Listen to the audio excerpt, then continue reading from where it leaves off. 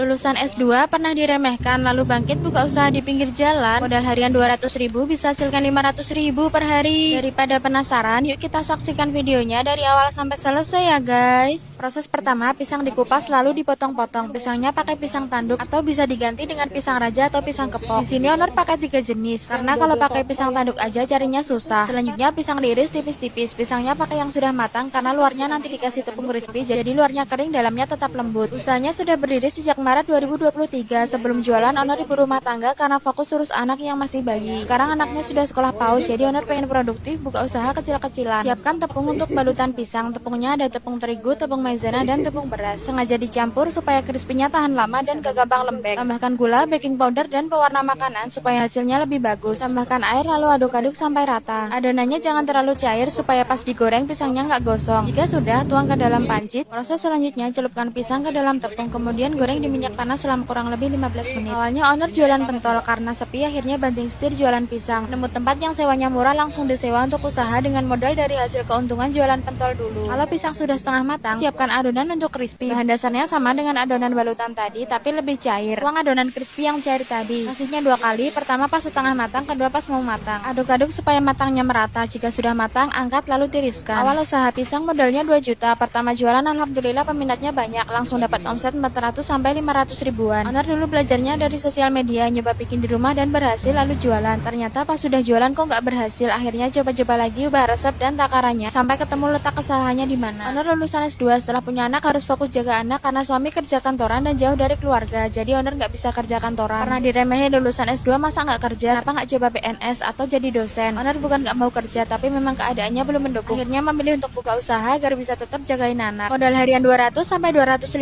ribu, omset per hari mencapai 400 sampai 600 ribu per hari. Pernah tembus 900 ribu guys, Masya Allah. Meskipun nggak jadi PNS, tapi bisa punya pendapatan lebih dari PNS. Bedanya mereka punya profesi, kita kerja di rumah. Selanjutnya pisang dikemas, masukkan ke wadah, tuang susu kental manis, taburkan palm sugar, tuangkan green tea, terakhir beri parutan keju. Untuk yang 2 varian rasa, toppingnya ditaruh setelah dikasih pisangnya lagi guys. Owner nggak masalah kalau ada yang meniru usahanya, karena proses setiap orang itu beda-beda. Owner yang dapat resep dari orang lain juga harus meracik sendiri supaya dapat resep yang sesuai dengan yang diinginkan. Dan rezeki sudah ada takarannya masing-masing. Harapan untuk usahanya ke depan, semoga usahanya tetap lancar dan bertahan lama. Karena memulai usaha itu lebih mudah daripada mempertahankannya, dan semoga suatu saat bisa buka cabang. Kata owner, setiap usaha harus dikerjakan sendiri supaya bisa tahu plus minusnya dan perhitungannya. Kalau sudah sesuai dan manajemennya sudah bagus, baru kita berani buka lagi. Pesan untuk teman-teman yang baru memulai usaha, sebenarnya usaha itu yang pertama harus ada modal, tapi harus ada keberanian juga. Karena kalau punya modal tapi nggak punya keberanian, sama aja modalnya cuma